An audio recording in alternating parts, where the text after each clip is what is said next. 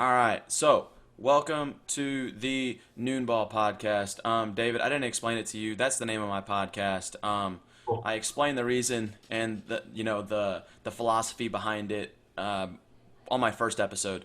But anyway, welcome to the Noonball podcast. I am here with a KC local photographer, videographer, a content media provider. He produces stuff for the Cleveland Cavaliers.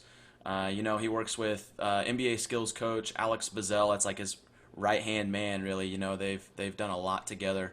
But not only that, you are a part of a Emmy Award winning team, which is like something really cool to add to the resume. So without further ado, I'm gonna let you introduce yourself. Go ahead, man. Hey, awesome. Well, I appreciate you having me on, man.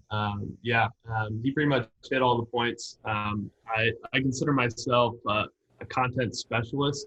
My official title is digital content producer for the Cavs. But a lot of that, you know, content specialist basically can do a little bit of everything. And I think I can do those things at a high level: photography, videography, editing, and then even touching into the production and creative directing side a lot more recently as well. And so, anyways, with that, I wear a lot of hats, do a lot of different things, but basically my job is to capture whatever happens and make the coolest possible stuff that I can from whatever's going on. And so that's kind of my role in the NBA with the Cavs. And yeah, that's kind of me. Right. So basically, just to kind of get us off on a foot to where I didn't just randomly ask you to come on. A lot of the guests that I bring on here, or at least someone that I've met before or I've interacted with. And so I originally met you firsthand. I was helping Luke with one of his Kansas City Skills Academies for Pure Sweat KC. And, I introduced myself to you. And then about a month and a half ago, I was able to get you into the gym with myself and Sam Decker. So being able to work with you firsthand, I can tell you that I can tell you listeners, not you personally, David, but you listeners that if you have not seen his work, it is really, really, really good. Now, my first question to you personally, before I get into, because obviously you know this, I posted on Instagram. If you had questions for David, ask like any question whatsoever. My first question to you from me is what originally got you into the basketball or the sports side of things, because obviously photography and videography has its own realm, and so what made you specifically go into sports or basketball? Yeah, good question. So I'm backtrack a little bit before that time period. Basically, I had just got out of a job. My first job out of college was traveling and doing public speaking, and I came back to Kansas City, and I didn't really know what I wanted to do. And so during that time period, I was trying to figure it out, and basically I had a buddy who was a photographer who asked me what the skill I wanted to learn. And so basically from that, I was like, well, you're doing photo, I'll do video. And I just kind of started and I loved it. And so about a month after that, I quit my job, bought my camera, started kind of this process of learning it. And I just said, let's go. And so my early few months was all like travel video stuff. It was all like, events, weddings, basic stuff. But the camp that you're talking about, which was, I think, like towards the winter of that year, maybe something around there, was actually the first time that I shot any sport at all. And it was like a grade school camp, was the very first time that I stepped on a basketball court with a camera. And so I shot all of that and, did the 3 weeks of it or whatever. And, I really enjoyed it. I know that I want to be involved in sports somehow, but I didn't know where that realm would be. And then Luke connected me with Alex, and Alex called me and was like, hey, man, I need a content guy for this summer. Man, would you want to come out here like next week?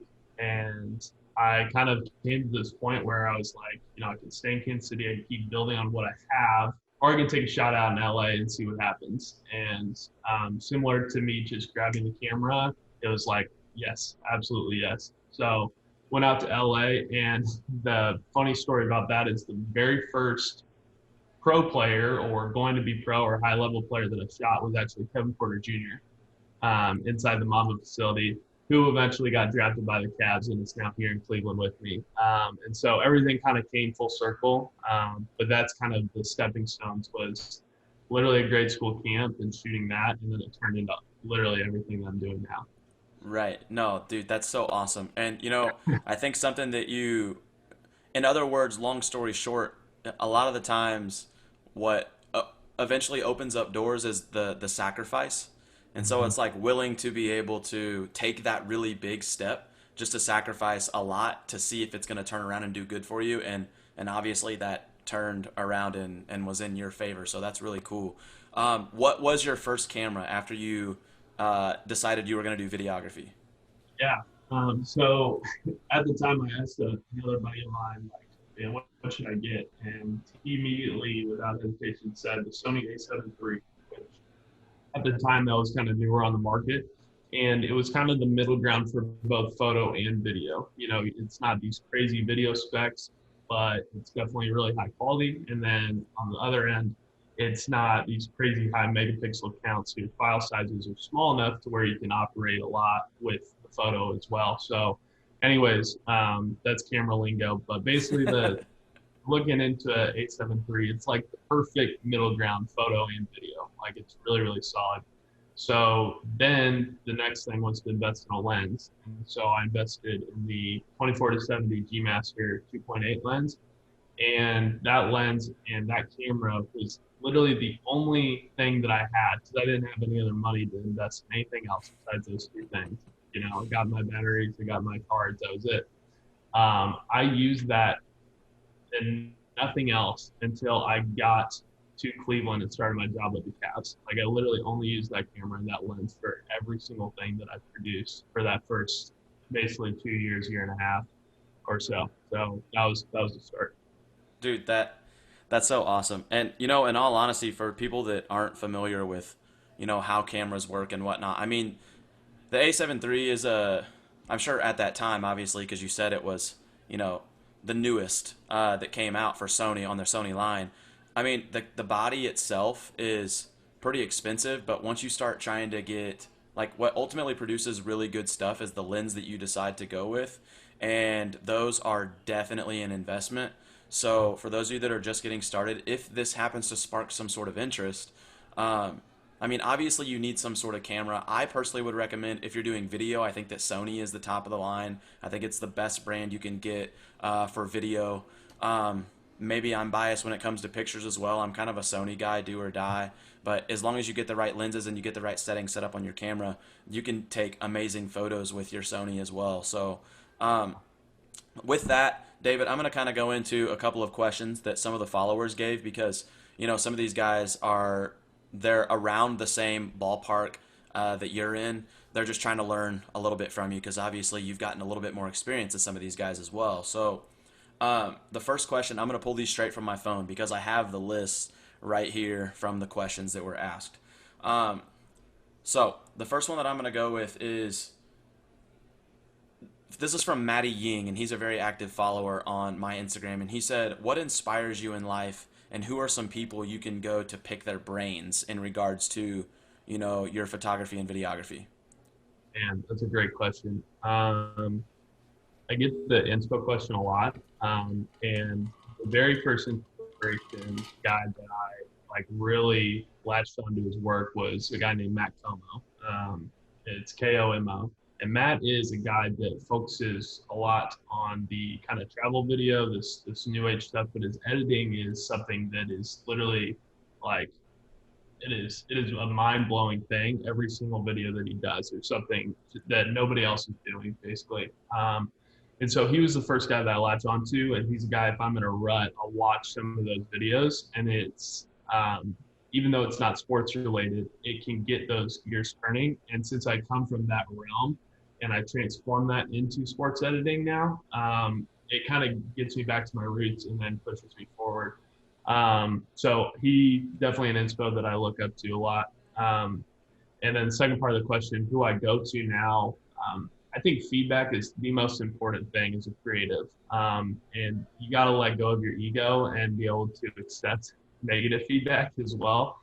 I don't post a thing of my work without showing it to at least three people that I know and trust. And a lot of times it's a lot more. When I was in Kansas City, I worked in a spot where there's people always around. I would just show everybody that walked in, and I would get their feedback. And being willing, even in the early stages of your process, to get feedback will always lead to a better end product.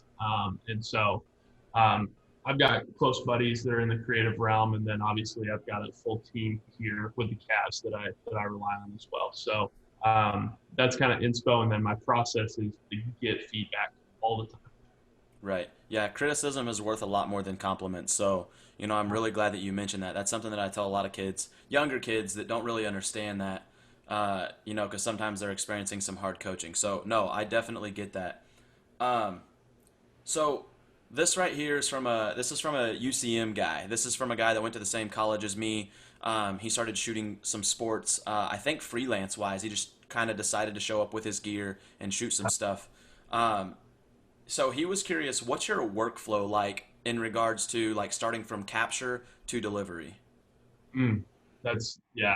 So it's changed a lot, and a lot of that's had to do with the amount of speed that has to be involved. And so on court, I will literally, let's say the play happens, boom, I know I got the shot, I know I hit it.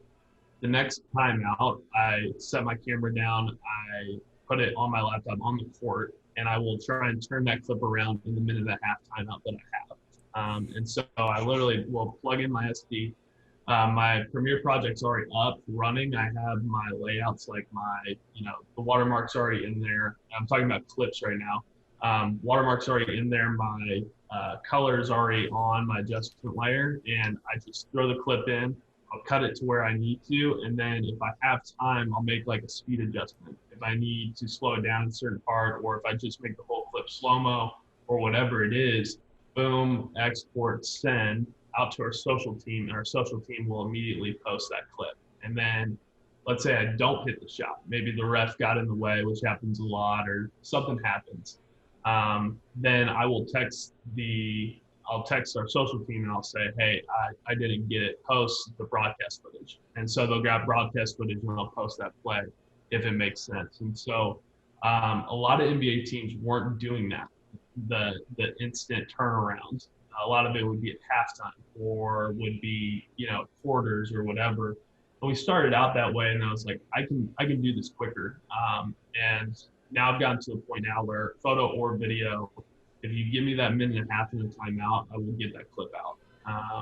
So some of it's like that, and then obviously if I have more time, process looks a little different, but that's kind of the fast version. Right. So obviously you were able to go into detail on the turnaround and the step-by-step process of what you do, but how long does it typically take, turnaround wise, for the social media team to get the stuff that you've created and get it onto, all of the platforms? Yeah, almost instantly. I there were times where I would send it out, and by the time that I would check my phone again, it was already up. And so a lot of them will have like a really quick caption, something that's really fast, and they can just type it out, boom, and send it. And they've got to post on. They have a software that can post on all platforms automatically for them as well, and so it can go pretty quick. And especially in the age now where you got Bleacher Report, ESPN, and all this different stuff, like the Cavs might not be getting that attention, but someday they will, when Hmm. they get better. And so we want our content to be the one that's posted on that, not the broadcast footage. And so if we Absolutely. get high quality clip out right now, then we're beating everybody else to the punch, and it's our logo there, not just broadcast. So that's part of it. Yeah. Right. No, that's awesome. Um, so the next question was asked by another local guy here in the KC area, and basically, I mean, you already explained how you started off. So the first part of his question, he asked how you started off. So we were able to clear that up. But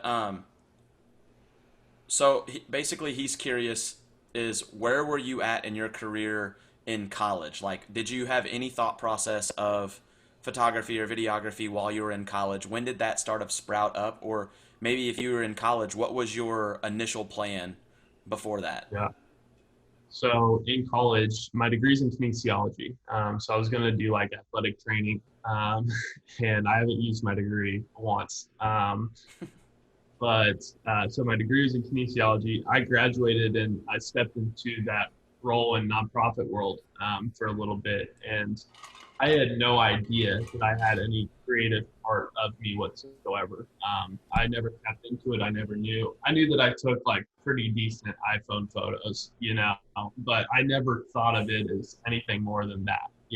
And so, um, literally, that first time that I started shooting on my iPhone, and I was my mobile too, and I started running around, and I would edit on my iPad, like really cheap software, but I had to know that it's something that I could like grasp and like understand first before I invested a crap ton of money into it without knowing if I actually enjoyed it or not. So I started doing that and I loved it, and that's when all those things happened.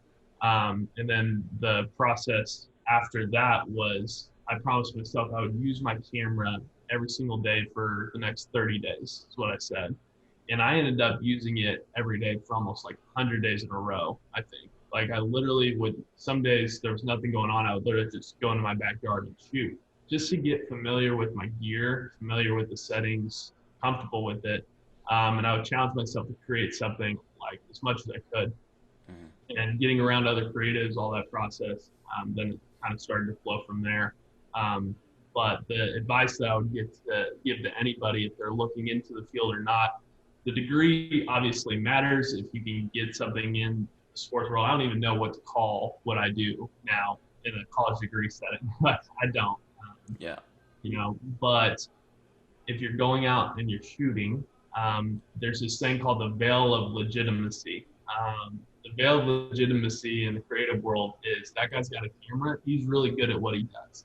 You automatically assume that that guy's a good cameraman because he's got a camera with it. You just assume that it's good, right? Hmm. And luckily, that got me through the first few months of me creating because I actually had no freaking idea what I was doing at all. But people believed that I could, and people believed that I did. So I was like, okay, I'm going to go shoot it, and I'm going to figure it out later. I'll piece it together. I'll get the help that I need to piece it out. So the number one advice out of all of that, and I kind of went on a tangent here, but it's just just start doing something. Hmm. Don't be scared to just start, even if it's on your phone. Like just start right now and then go from there. Right. No, so with a lot of the stuff that you're saying, and obviously I have a lot of the content guys who are going to be tuning into this, but I do have some basketball related guys who will be watching as well. And so basically to try to put it into perspective for someone on the athletic side of things, if they don't even have an interest in content and stuff like content providing and producing and stuff like that, is like literally the hardest part about everything is showing up. And then Yeah, after that, if you had any like interest and intuition that you were wanting to do this, the hardest part is showing up. The rest of the work should just be there because you wanted to do it anyway. And so, that's that. I'm really glad that you mentioned that. So, okay, so this is this is another KC guy. He's Brandon Banks. He's film 2020, yeah, 2020 product, man. He's been doing some really good stuff for some of the local AAU squads here. Um, so basically, first of all, what he wanted me to ask you was who is your favorite superhero and why is it Spider Man? Um, because I mean, I think we all know anyone who follows him knows that he is like a die-hard Spider Man fan. yeah, yeah. Uh, Brandon's hilarious. Brandon, shout out to you. You're killing it, man. But my favorite superhero is still Iron Man. So him and I will have to duke that out sometime. But he's tried to turn me over to the Spider-Man side for sure. So it's Yeah, awesome. yeah, yeah. So I'm gonna try to like cut this down so that it's not as long of a question because sometimes when there's those long questions, you have to like reminding you and stuff like that as to what it is exactly. But basically, what he said was, as a creative, what do you, or what are some things that you do to push yourself? So it's like I know you mentioned earlier, if you want to resort to, the guy that originally, like, if you're having trouble getting the gears running or just getting your foot in the door, you'll watch some of his stuff. But what are some ways that you push yourself so that you're kind of getting out of your comfort zone? Yeah, that's a great question. And right now, I'm at a point to where a lot of it is like work related stuff that I'm working on. And so you can hit a lot of walls within that realm because there's sometimes, quick creative mix, that's fun. You kind of go at that. Things just kind of flow. But a lot of these storytelling pieces that I'm diving into now, and a lot more of this teaching style content or other stuff, you have experience in it, but you have to feel it. You have to feel the piece that you're working on. You can't just throw clips in at this point for some of these longer projects. So the challenge, how to challenge myself, would be to tell the best story possible. I can gather 50 clips and I can put a story together in an hour if you want me to. But the best story that I can tell might be a week from now. And I might have to like look at it one day and be like, I don't really have it today, or look at it, work at it for 3 hours and come back to it. Like the story has to be felt. And so the challenge there is I don't want to just tell the story and put out a clip and be done. I want it to be the best that it can be. So that would be my challenge to other people as well, is don't just finish the video, like finish the video. Yeah. So that, Yeah, for sure. No, I really like that. Um, I think that a lot of times guys want to push content out so quickly just to make sure. I don't know if it's just to stay on the map per se or to make sure that they're on people's minds, but a lot of times you can almost tell that it was rushed and they only did it just to get it out there. And so I think that that's awesome that you mentioned that, because a lot of times I will see some really good stuff that has a ton of potential, but it yeah. definitely didn't look like that much time was truly put into it to show that your investment was visually there. You know what I'm saying? Um, so with that being said, I mean, I know you've been around a lot of experienced videographers and content production. You know, um, who are some young guys or some guys that aren't quite as well known that you've seen on social media that have kind of caught your attention here lately? And I got a lot because I started doing the mentorship calls, and a lot of those guys started to reach out to me more. Man, the guys that I've been talking to recently, Brandon's been doing some great work in Kansas City. There's a guy named Trey Mina, who's down at Baylor. He's doing all Baylor's content right now. And man, the progress that I've seen from him just in the past 2 months, like our first call was probably 2.5 months ago. The progress that I've seen from him has been just exponential recently. Meek Media, he does J-Law stuff out in LA. Mm-hmm. Man, Meek come along a lot. And then a guy that goes by Dreamers out in LA as well. Man, he's been putting out some really great stuff. His photography is like just skyrocketed since I started following him. So, man, there's a lot. I could go through a massive list of things, but those are the guys that I've just spoken to recently that I definitely have appreciated their work for sure. There's also a guy I saw him make a Trae Young video at the Skins League. I think he's like JRC Media, something like that. And man, he did an amazing job on the Trae video. So there's little spots where I see it and I'm like, damn, and I'll remember a couple spots here and there from different cities, but those are the guys right now, and there's a ton more that I'm just not thinking of. Right. No, and that's what I was gonna say is there are so many people who do this stuff, but really they Mm-hmm. just aren't quite they haven't had enough exposure social Yeah. media wise for someone to just boost what it is they're doing and get it out there. So, um, okay, so this one's gonna be more on like a future type of topic. So, I mean, some might see your current situation as successful within your content creation and what it may be. So what do you personally see as your next step within your career? Yeah, man. It's a really good question. Um, I set some goals at the beginning of the year, and one of the things that I said was I will shoot an NFL game by the end of the year. Um, just to diversify and to get into a new realm. And you're actually the first person outside of, my immediate circle that knows this now. But I actually got brought on as NFL LCC. And so it's a live content capture. And what that is basically I'm going to be shooting the Browns home games this season. And so Dude, that's that's great. another massive thing that's come up. And I was really thinking about it. People that shoot on court on an NBA game every night, there's probably 50 of us. And that might be there's 30 teams, 15 games going on at any given night, something like that.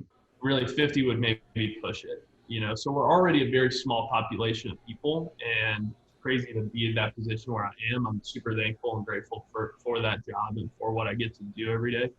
Um, but people that also get to shoot NFL games, that's an even smaller percentage. And I don't even know of anybody that's doing both. And so I might get to step into a realm that nobody else is in right now. And I'm so excited about that, to be able to do both. So there's that. And then obviously there's more along the lines of like creative directing and having my own people underneath me that I kind of guide and lead. The long-term play is I always want to have a camera in my hand, but I think that my knowledge of the field and sports and how to shoot it and stuff like that will eventually turn into something else, whether that's for a bigger media company, whether that's for something I create, now or later, but I don't know. And that's really exciting. My life changes dramatically every 6 months at this rate. And like it is so much fun that way right now. So yeah. No, well, first and foremost, congrats because that is, dude, that's amazing. Thanks, Like, dude. Yeah. like seriously, that is awesome because, like you said, I don't know that I've met anyone who has been able to work on both sides, especially within like just a city in itself that has an NFL and an NBA team and someone who is able to provide content for both. You know what I'm saying? Yeah. So that's like that's really cool. That's awesome. Um, so here's what I'm going to, as far as I'm concerned, and maybe I'll browse through and see if I'm missing a good question on here. Yeah. Um, so where'd we go? Where'd we go? Okay, I gotta find it. I think I lost it. No, We you're good. are all right. Okay, here we are. What would you say is the worst thing about being a NBA media creator for the not I'm not gonna say for the Cavaliers because it might not be specific to the Cleveland Cavaliers. It might be just like depending on a specific state or arena that you have to go to or whatever it may be. What would you say is the worst thing about what you are doing currently? Man, I haven't had this experience, but I know of guys that have. And towards the beginning of my stint with the Cavs, I felt a little bit of this. What we do, this new wave of content creators, is so new to the older generation. I'll just say that. Like what we do, the speed that we do it, the rate that we do it, and the quality that we do it is like, it's been unheard of besides the last 5 years, and every year it gets better and better. And so when I came in initially, I actually I rubbed a lot of people the wrong way when me and my team came in, and I had one guy from New York come in with me, and then a guy that was part of ownership who came down, who was my boss, Vaughn. And man, we came in, we got full access. We were at training camp every day, and that project initially was what won us an Emmy later, which was awesome. But there were people that were shooting video there for 20 years that never got that access that we did, and we got that right away. And there are people that have been posting the same style content for forever, and then all of a sudden this completely switches up the brand identity, who we are, what we're doing, everything. And so because we got hired so late and we just kind of got thrown into it, it took a lot of the organization to just kind of catch up to what we were doing. And it also makes a lot of people work a lot harder as well. Not that they weren't working hard; they're all incredibly talented, but it was just this new realm of thinking that they hadn't experienced before. And that's not a knock on anybody. It's just how the creative world is changing. And so I know that that is still the case in a lot of NBA teams, and that's still the case in a lot of like corporations and creative agencies and different things. Is young guys can come in with all these ideas, and sometimes you got to know how to calm that down a little bit, but also show the value that you can bring by working really hard and putting your nose down and just providing what you can. So that can be really hard right now, but people are starting to get it. Mm-hmm. That's what I feel. No, man, that was a really good answer. I think with that, it's really hard to answer a question like that because you're in such a really good situation that you don't want to make it sound like you're taking it for granted, but at the same Yeah. time, you have to understand that you're in a situation that a lot of people would kill to be in general. So it's like, I mean, I do the same thing as like a basketball skills coach. I mean, although there are a lot of people who consider themselves skills coaches nowadays, I'm lucky and I'm blessed that I get to go into a gym and I get to teach the game that I've been around my whole life. So, that's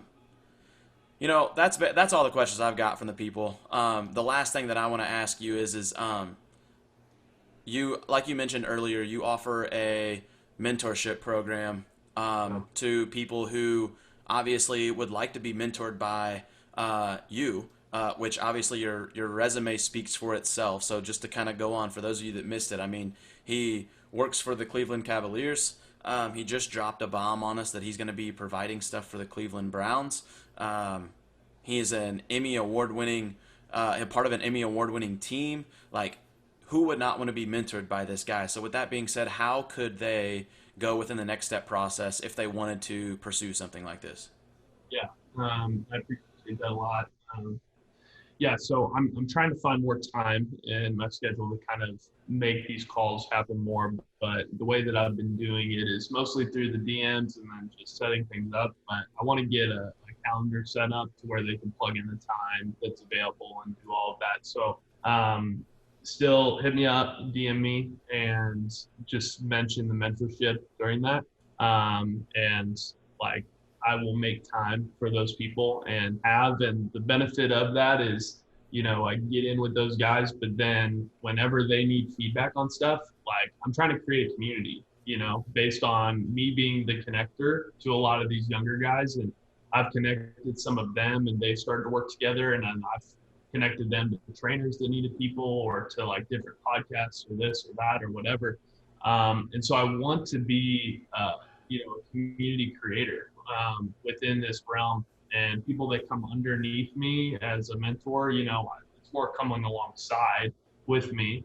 And then, they send me their videos all the time. I give them feedback. They can give me a call. They can, whatever it is that they're going through. Because honestly, being a creative is an emotionally taxing realm. And there's a lot of people that go through a lot when they're in this field, and it's a mental game more than anything else. And so I just want to be able to give some sort of insight and give some sort of help to people that need it and when they need it, and also be able to help their skill set as much as I can.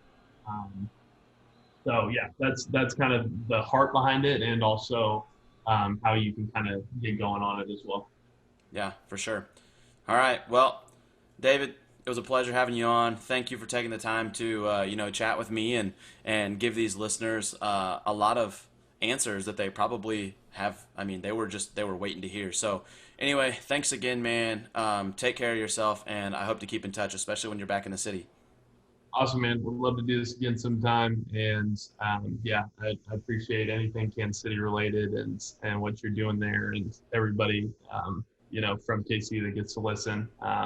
Not many of us get to quote unquote make it big or whatever. That's the realm. But freaking Morgan Cooper from Kansas City just got a deal with Will Smith today.